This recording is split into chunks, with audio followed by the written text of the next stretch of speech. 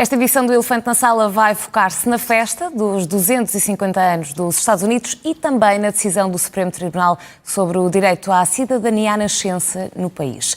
Como sempre, contamos com o João Maria Joani, que está comigo em estúdio, Ana Cavalieri, que se junta a nós por videochamada, está nos Estados Unidos, e o convidado de hoje é o embaixador António Martins da Cruz. Desde já, muito boa tarde aos três, obrigada por estarem connosco. Vamos começar com este último tema que eu introduzi, esta decisão do Supremo Tribunal dos Estados Unidos que contraria a proposta de Trump, que no fundo queria retirar aqui o direito à cidadania à nascença, sobretudo a filhos de imigrantes ilegais ou residentes temporários no país.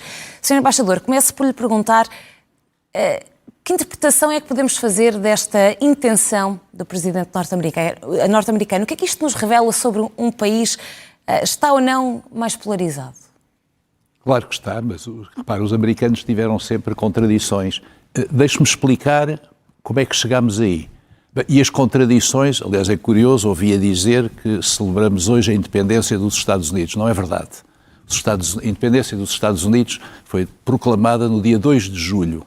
No dia 4 de julho foi aprovada a Declaração da Independência, que é outra coisa, e que só foi assinada em agosto. Descasamento ficou a data que foi... Exatamente, e a famosa Constituição dos Estados Unidos só foi aprovada 12 anos depois. Vamos à questão do Tribunal. Como é que isto nasceu? Na independência dos Estados Unidos havia escravatura. A escravatura só foi abolida depois da Guerra Civil dos Estados Unidos, ou seja, 90 anos depois da independência. E, nessa altura, nos anos a seguir, houve várias decisões do Supremo Tribunal americano dizendo que os filhos dos escravos não eram americanos. E o Congresso, 160 anos depois da independência, decidiu aprovar a 14ª emenda. Repare, a Declaração da Independência diz que todos os homens americanos, todos os humanos são criados iguais. Foram precisos quase 160 anos para que isso fosse respeitado nos Estados Unidos. E o que é que diz a 14ª emenda? A 14ª emenda diz que quem nasceu nos Estados Unidos é americano. Chama-se a isto o ius solis, ou seja, o direito, para usar a expressão latina que nós usamos em direito, o ius solis, quem nasce num território é nacional. Por exemplo, Portugal. Quem nasce em Portugal é português, não importa a nacionalidade dos filhos.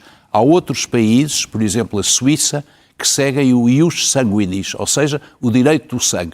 Só é suíço quem tem o pai ou a mãe ou os dois suíços. Senão, por exemplo, os filhos dos imigrantes portugueses, e são cerca de 200 mil que vivem na Suíça, se nascerem na Suíça, não são suíços. Chama-se o ius sanguinis. Portanto, desde 1864, ou 74, desculpe, que nos Estados Unidos, quem nasce nos Estados Unidos é americano. Mas Donald Trump entendia que estava errado. A administração americana, eu não penso que tenha sido Donald Trump. Vamos lá ver. Nós, por facilidade, dizemos sempre Trump. Fez uma executive order que em Portugal se chama um decreto-lei. Portanto, é aquilo que como o governo legisla. E legislaram dizendo que os filhos dos imigrantes ilegais ou os temporários, ou seja, o chamado turismo das grávidas, que vão para um determinado país para a criança que nasce ter aquela nacionalidade, não eram americanos. E agora, um ano depois, por uma decisão, aliás, correta, aplicando a 14ª emenda da Constituição, o Supremo Tribunal decidiu que não. Que este executive order, este decreto-lei, para quem está a ouvir em casa perceber melhor, não é inválido, é ilegal. E, portanto, neste caso, os filhos dos imigrantes ilegais e os filhos daquelas que temporariamente estão nos Estados Unidos continuam, como sempre foram até agora, desde a 14ª emenda, cidadãos americanos. Também queria dizer que isto, em princípio, não afeta a importantíssima comunidade portuguesa que nós temos nos Estados Unidos, que a 99,99% não é ilegal, está perfeitamente legalizada. Ana Cavalieri, pergunto se esta decisão mostra-nos que podemos estar confiantes nos pesos e contrapesos aos poderes presidenciais.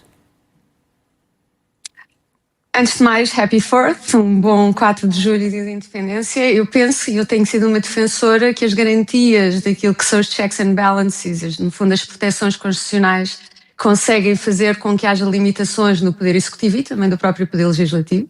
É uma das grandes vitórias do sistema liberal, político, democrático, republicano não no sentido de partido, mas no sentido de sistema político, introduzido pelos Estados Unidos, é precisamente essa lógica de que o poder do legislador e o poder do executivo não é ilimitado e existe um quadro constitucional que limita muitas vezes aquilo que as vontades das maiorias possam ter. Relativamente a esta decisão, eu concordo em absoluto com a descrição do Sr. Embaixador, introduzindo aqui apenas algumas nuances. Aqui no centro da questão da interpretação da administração, e também é aquilo que é analisado nesta decisão, é a expressão sob a tutela da jurisdição da lei americana. Ou seja, a Constituição, na sua 14ª emenda, introduz não só que a cidadania é dada a quem nasce em solo americano, que é exatamente o ius solis que o Sr. Embaixador estava a descrever, e com o propósito de tentar reverter uma decisão do Supremo Tribunal, que foi Dred Scott versus Stanford, que foi uma decisão, talvez a decisão mais famosa do Supremo Tribunal e também talvez a mais repugnante, ao referir que os descendentes de escravos não teriam então cidadania, pois luta-se uma guerra civil relativamente à questão da escravatura e então o Congresso depois aprova a emenda 14ª, que refere que quem nasce em solo dos Estados Unidos, mas que esteja sob a tutela da jurisdição americana. Isso é muito interessante porque, naturalmente, por exemplo, filhos de diplomatas, filhos de pessoas que estão claramente sob a jurisdição ainda de uma outra ordem jurídica, os filhos dos diplomatas, por exemplo, não terão cidadania americana precisamente por causa disso. E então a questão está em análise sobre, dentro daquilo que é a análise do Supremo Tribunal, mas também aquilo que tinha sido a interpretação da ordem executiva da administração, é o que é que isto quer dizer, estar sob a jurisdição americana. Por exemplo, eu estou cá neste momento, eu não estou grávida, nem estou à espera de dar à luz, mas neste momento eu sou uma visitante temporária, eu não sou cidadã americana e seria interessante saber que se eu desse à luz aqui nos Estados Unidos, estando a visitar apenas o país, se eu qualifico-me como estando sob a jurisdição da ordem jurídica americana, claramente sob a jurisdição da ordem criminal, ou seja, de tudo aquilo que seja legislação criminal, eu estarei sob a jurisdição americana, mas há vários pontos da minha vida, nomeadamente fiscal e nomeadamente aquilo que se prende à lealdade ao país, nomeadamente no serviço às forças militares, eu estou sob a jurisdição portuguesa, ou seja, tenho uma aliança plena naquilo que é o meu país em Portugal. E então o debate é muito interessante e nós temos... Eu não gostaria que as pessoas em casa pensassem que estas decisões que foram publicadas, porque não só foi a decisão da maioria, em que dois juízes designados como conservadores, que foram nomeados por presidentes republicanos, o Justice Roberts e a Justice Amy Coney Barrett, votaram juntamente com as três juízas liberais, digamos assim. Houve depois duas opiniões muito interessantes, dissidentes, do Clarence Thomas e do Justice Alito, que são muito interessantes, porque no fundo o que eles referem, apesar de sustentarem de maneira diferente as suas decisões, é que não basta alguém estar temporariamente, como eu, por exemplo, estou durante algumas semanas aqui nos Estados Unidos, para ter uma aliança, uma lealdade em que me submeta plenamente sob a jurisdição americana.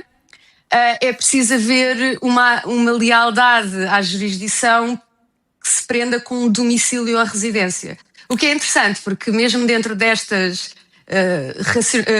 justificações legais, poder-se dizer que os imigrantes ilegais estão domiciliados cá, mesmo que não formalmente e mesmo que não sob um estatuto formal e legal de imigração, estão a residir cá e estão a fazer parte da comunidade. No fundo, isto prende-se com aquilo que nós entendemos como comunidade política e cidadania e como interpretamos uma emenda que foi direcionada para conseguir finalmente reconhecer os direitos de cidadania dos descendentes dos escravos e que depois, durante várias décadas, durante a reconstrução, o precedente foi que era o domicílio que, no fundo, justificava essa expressão sob a jurisdição, sob a tutela da jurisdição americana, ou estarmos submetidos a essa tutela. E depois houve um precedente, que também foi um precedente, talvez o precedente mais famoso, sobre o chamado birthright citizenship, ou seja, a cidadania do direito à nascença, por o nascimento a ocorrer no solo americano, que é o One Key Mark. Esse precedente, que é no final do século XIX, é que foi analisado aqui para saber se também vigorava para o chamado turismo de grávidas, os chamados anchor babies. Só mesmo para terminar, isto é muito interessante porque quando a imigração era maioritariamente europeia, e então havia aqui uma espécie de matriz ocidental em que a comunidade política americana entendia que seria mais fácil talvez haver uma integração plena das comunidades imigrantes aqui nos Estados Unidos, esse precedente valeu sem muita controvérsia.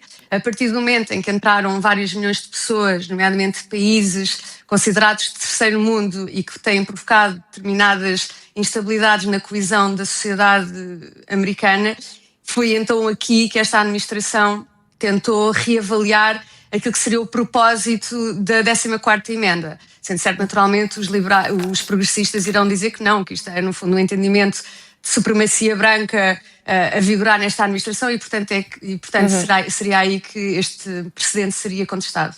E Ana, perante este cenário, é inevitável não fazermos uma questão que até se estava em rodapé enquanto falavas. Quais seriam os efeitos se, na verdade, a decisão do Supremo Tribunal fosse ao contrário? João, o que é que iria acontecer não só no país, mas também à reputação dos Estados Unidos? Tem muito a ver com o que esta administração tem criado, que é a imprevisibilidade. Não é? Se esta decisão entrasse em vigor, uma decisão oposta à que aconteceu, seria difícil nós prevermos se não seriam contestadas cidadanias que nós já teríamos como garantidas, não é? Incluindo na nossa comunidade portuguesa. Que é, então, mas se agora aplicando isto para trás e os Estados Unidos têm uma história deste tipo de imprevisibilidade jurídica em que as decisões que nós olhamos para elas como não podendo ser aplicadas retroativamente, às vezes conseguem ser. Aconteceu, por exemplo, com os cidadãos de origem japonesa durante a Segunda Guerra Mundial, em que, através de uma decisão do Supremo Tribunal, se conseguiu ir pôr pessoas em autênticos campos de concentração, não de extermínio, mas de concentração, que essas pessoas já achariam que nem sequer tinham ligação, mas por serem filhos de pessoas com ligação nacional ainda ao Japão. Portanto, e eu diria que isto é um problema da maneira como o Supremo Tribunal existe. O Sr. Embaixador estava aqui a fazer esta resenha histórica que eu acho muito interessante, quando é que começaram os Estados Unidos.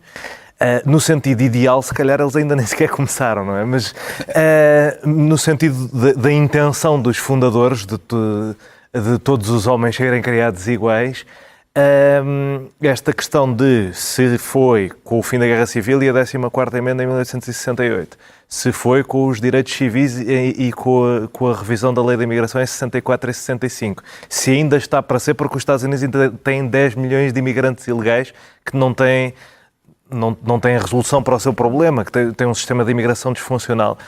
Também tem a ver com a questão das decisões do Supremo, que o Supremo não é, originalmente, na ideia dos fundadores, um ramo do governo em igualdade de circunstâncias com os outros dois.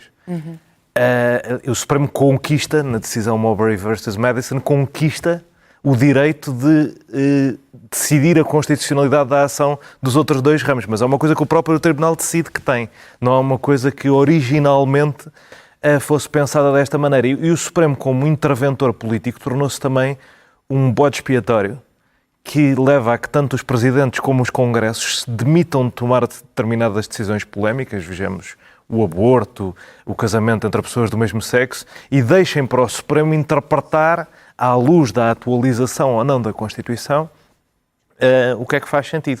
Eu diria que nesta decisão, originalmente, quando olhei para isto, pensei que seria uma decisão 9-0. Ou seja, como o Sr. Embaixador estava a dizer, eu acho que bem, está escrito literalmente na Constituição, portanto é só ler aqui. Neste caso é só... 6-3. Mas foi 6-3, 5-4, dependendo da provisão que estava debatida. E mostra uma coisa preocupante, que não tem a ver só tem mais a ver com o Partido Republicano, que está, eu diria, assimetricamente polarizado em relação aos democratas, mas também com o Partido Democrata, que às vezes os juízes olham para coisas que são óbvias do ponto de vista do que está escrito na Constituição e mesmo assim interpretam-nas partidariamente de acordo com os presidentes que os nomearam.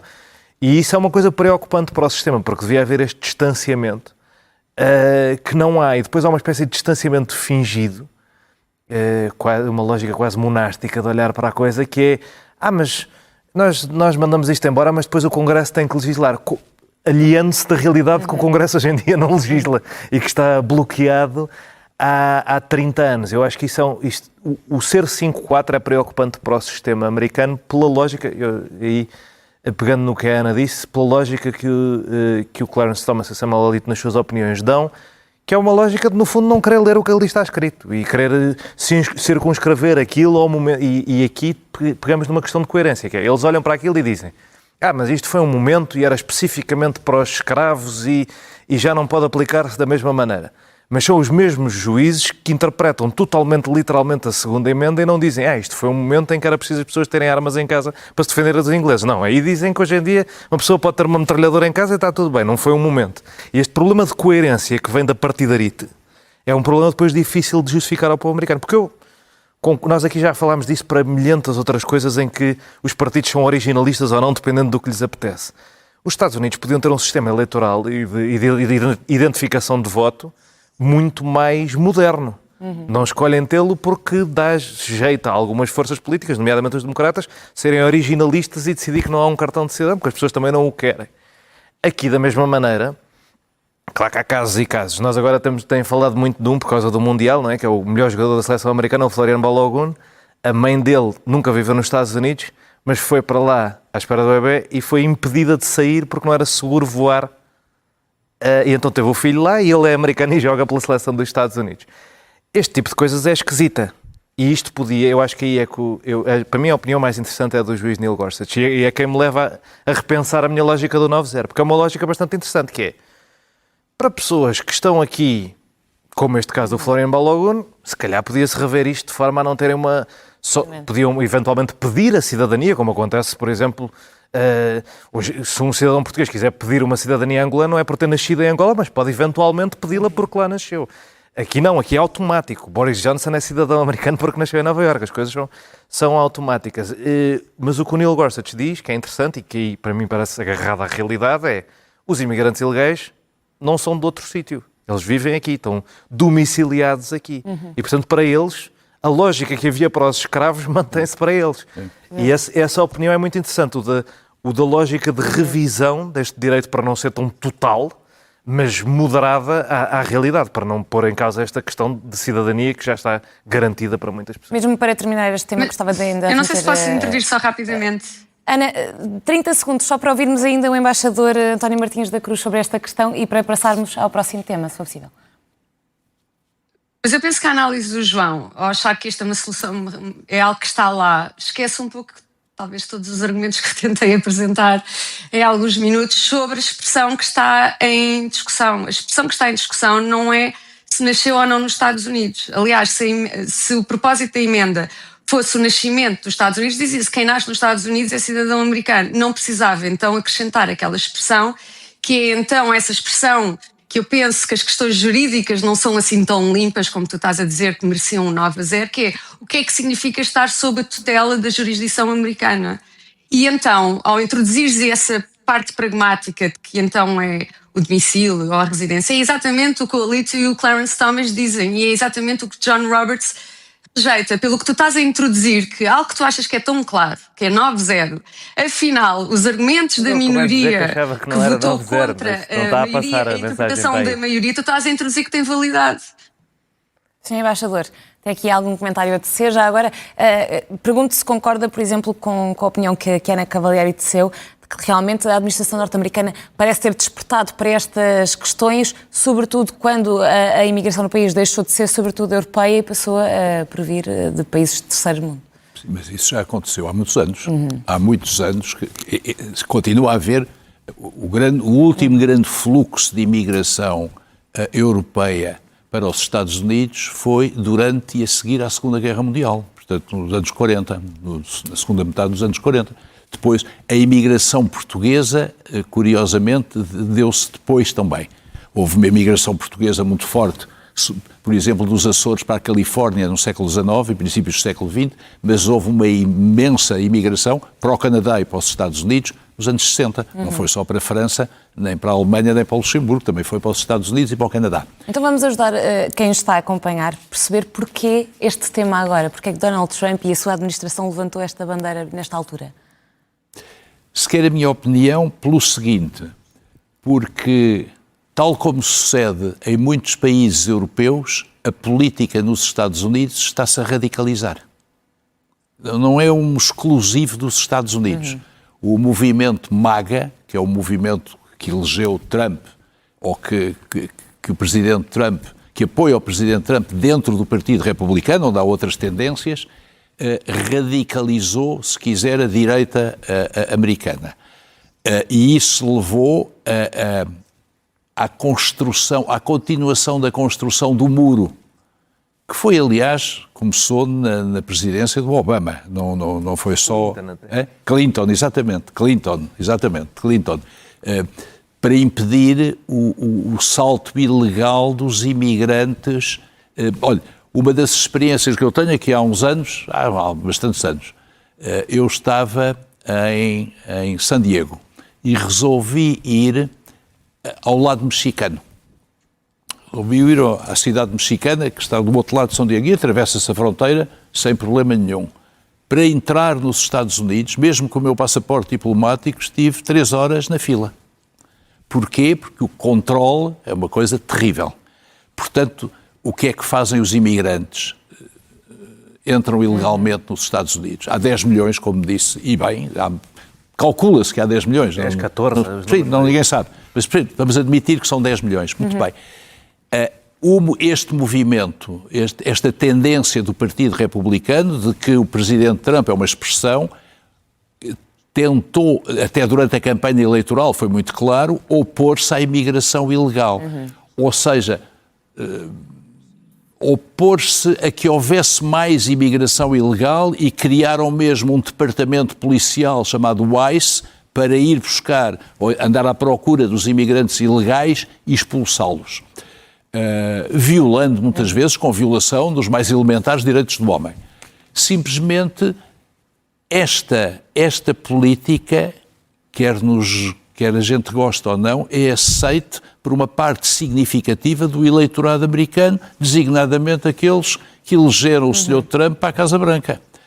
E se bem que as eleições americanas são indiretas, é outra bizarria da Constituição, Nuno Joné falava há bocado de uma. As eleições nos Estados Unidos é um colégio eleitoral em que cada Estado elege um número sabido, e daí a importância nas eleições do chamado swinging states, ou seja, podem fazer diferença. No fundo, quem determina de facto a eleição do Presidente dos Estados Unidos são alguns condados em alguns Estados americanos. Bom, e vamos... Só dizer uma coisa, só porque eu acho muito rápido, sim. Não ficou claro, se calhar, para a Ana o que eu estava a querer dizer, e certamente culpa minha, mas eu achei que podia ser 9-0 e fiquei bem convencido pelo argumento do juiz Neil Gorsuch que o 9-0 não fazia sentido. Agora, acho que o do Clarence Thomas e do Alito foram exagerados ao excluírem os imigrantes ilegais que o Neil Gorsuch inclui. O Neil Gorsuch, para mim, tem a decisão perfeita de um árbitro, que é uma decisão que ninguém gosta. Nem os democratas gostam, porque acham que é demasiado restritiva, nem os republicanos gostam, porque é demasiado... Pior do que essa, o Kavanaugh. Sim, também... Não, o Kavanaugh não. E não há VAR. Sim, o Kavanaugh. E não há VAR. Mas só última coisa, só porque isto que a Ana estava a dizer da coisa extra sobre a jurisdição americana. Eu acho que isso é claro na intenção dos legisladores republicanos radicais na altura, que tem a ver com diplomatas, a Ana falou bem disso, e também tem a ver com um cenário que está a ser muito usado pela direita republicana hoje, disparatadamente, que é, se viesse um exército estrangeiro invasor, tinham cá filhos e os filhos eram americanos. Não, é exatamente para isso que está lá a questão da jurisdição. É também a pensar em exércitos invasores, que ainda era muito uma realidade no século XIX. Ana, sim, para concluir. Não, por acaso era mais ligada às pessoas que nasciam nas reservas dos índios. Era a questão dos diplomatas, das reservas também dos índios. Também era um exército invasor para eles. O significado... Não, porque já estariam cá, não estavam a invadir, mas relativamente àquilo que o Sr. Embaixador estava a dizer, eu percebo que é apelativo haver, talvez, a preferência de referir que nesta questão o Partido Republicano se radicalizou, mas também é preciso entender que aquilo que era considerado mainstream em termos de execução das políticas de imigração durante a era de Bill Clinton, mesmo durante a era de Obama, e nós vemos aquilo que são as declarações dos representantes do Partido Democrata durante os anos 90 e no início dos anos 2000 e até 2014. É verdade. Aquilo já, esse tipo de declarações são inaceitáveis neste momento naquilo que é o mainstream do Partido Democrata. Existe uma liberalização daquilo que é a política que o Partido Democrata promove na sua oratória, mas também executou durante a administração de Biden, com mais de 7 milhões de pessoas a entrar ilegalmente e quase com abdicarem de executar aquilo que são as leis que já são aprovadas pelo Congresso. Ou seja, houve aqui também uma espécie de desregularização. Eu não concordo que este problema de imigração, tal na Europa como nos Estados Unidos, é apenas um produto da radicalização de um partido apenas, mas responde a verdadeiras preocupações que a comunidade política americana aqui sente, os cidadãos americanos sentem, numa imigração que eles entendem que tem sido descontrolada. E pronto, era só este contributo que eu queria referir. E por falar em preocupações dos norte-americanos, pelo menos hoje podem estar postas de parte. Estamos num feriado 4th of July, como a Ana bem lembrava há pouco. Não é o feriado mais importante para os norte-americanos, como o embaixador referia ainda há pouco, mas eu começava por introduzir este tema contigo, Ana, porque estás nos Estados Unidos e faz todo o sentido perceber, com a tua ajuda, como é que esta data está a ser vivida aí nos Estados Unidos. Eu estou em festa desde anteontem. Tem sido, tal como o Sr. Embaixador disse, houve a 2 de julho uma data muito importante relativamente àquilo que foi, no fundo, definir como o futuro desta comunidade política como independente do imperialismo britânico. E a 2 de julho também é muito importante e tem havido fogos e festas desde anteontem. Relativamente, eu gosto de conectar, ou pelo menos eu aprecio a conexão da questão da imigração, desta vontade de milhões de pessoas quererem mudar-se para este país, provavelmente porque sentem que o seu futuro será melhor, o seu e dos seus filhos, neste país, como algo que reflete as oportunidades e as proteções constitucionais e legais que esta ordem jurídica oferece, nomeadamente comparando com outros países e outras regiões. E isso, ontem eu estava a ouvir um discurso do Mamdani, que é talvez uma figura política agora do Partido Democrata com muita relevância, e ele refere talvez uma postura oposta, analisar a história americana, um pouco como o João estava a dizer, de algo que ainda não existe, no fundo um ideal a ser concretizado e que, portanto, os Estados Unidos, e aqui nesta parte eu não estou a dizer que o João concorda, estou a dizer que aquilo que é o Mamdani refere como talvez a narrativa que muitas vezes é promovida talvez nas fações mais progressistas da política americana, de que os Estados Unidos não são uma história de liberdade e de igualdade de oportunidades relativamente àquilo que são os seus congéneres temporais e geográficos, mas uma história de tirania e de opressão. E que, no fundo, aquilo que a Declaração da Independência define como princípios são ainda aspiracionais, mas que a verdadeira história americana é uma história de opressão e de tirania. Outra interpretação, e a interpretação talvez que sugere que mesmo há um apelo concluir, aqui e também pontos muito positivos que levam a milhões de pessoas de todos os backgrounds raciais, étnicos e religiosos a tentarem ir pelos perigos mais perigosos para chegar cá, é que talvez os Estados Unidos, desde a sua concepção, independentemente de períodos muito duros da história, que todos os países e todas as regiões tiveram e se calhar ainda têm mais, tem sido um país que tenha maximizado a possibilidade de prosseguir as oportunidades, tal como de acordo com aquilo que é a nossa liberdade. E eu penso que isto é algo que se pode celebrar devidamente neste dia. Sr. Embaixador, 250 anos depois, que balanço é que podemos fazer desta experiência norte-americana? Olha, vamos lá ver. De um ponto de vista geopolítico, os Estados Unidos são o país mais importante do mundo. Em termos de defesa e de qualidade de defesa, embora não sejam o país que tem mais armas nucleares, que é a Rússia, é seguramente o país com as melhores forças armadas do mundo e o tipo de armamento mais sofisticado. De um ponto de vista económico, é a economia mais forte do mundo, embora tenha sido já ultrapassado pela China em paridade de poder de compra per capita. De um ponto de vista de tecnologia, como nós vemos todos os dias, é o país mais avançado do mundo. O que é que os Estados Unidos foram fazendo? Deixe-me dar 3 exemplos. Século XIX, doutrina Monroe. Europeus, ninguém toca na América Latina, é uma zona nossa. Acaba de ser repetido agora pela atual administração americana. Chama-se isto zonas de influência. É o que a China quer fazer na Ucrânia, a Rússia quer fazer na Ucrânia e a China no Mar do Sul da China. Século XX, os Estados Unidos salvam a Europa 3 vezes. Na Primeira Guerra Mundial, na Segunda Guerra Mundial e na Guerra Fria, que são eles que vencem, com a queda do Muro de Berlim. E criam o sistema multilateral que nós temos, as Nações Unidas, deve-se à iniciativa dos Estados Unidos, e a NATO, Tratado de Washington de 1949. Portanto, os Estados Unidos, a Europa é devedora dos Estados Unidos da recuperação económica, o plano Marshall depois da guerra, da estabilidade, da defesa e da segurança, a NATO, do multilateralismo, as Nações Unidas. O que é que os Estados Unidos têm feito nos últimos 20 anos? Começou, porventura, com a administração Obama. A Europa a perder importância e o Indo-Pacífico a ser a primeira zona de importância estratégica para os Estados Unidos. Em segundo lugar, a perca de importância do Médio Oriente nas relações externas dos Estados Unidos. E com Obama obrigando já os europeus a gastarem pelo menos 2% na defesa. Isto quer dizer reforçar o pilar europeu da NATO. Tudo isto está a ser posto em causa, não é só pelos Estados Unidos, também está a ser posto em causa pela atual administração americana, mas está a ser posto em causa, seguramente, pela Federação Russa quando invade a Ucrânia, está a ser posto em causa por grandes interlocutores a nível internacional. Ou seja, estamos quase a ver despertar uma nova ordem internacional, mas nós não sabemos qual é. E se nós não sabemos qual é, os Estados Unidos também não sabem.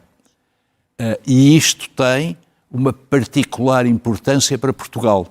Posso falar nisso depois, se quiser, porque eu acho que... Espero que tenhamos tempo para isso. Tem uma particular importância para Portugal. Se quiserem, 30 segundos, porque os Estados Unidos, repare uma coisa, vamos à questão económica. Os Estados Unidos são o primeiro mercado de Portugal fora da União Europeia.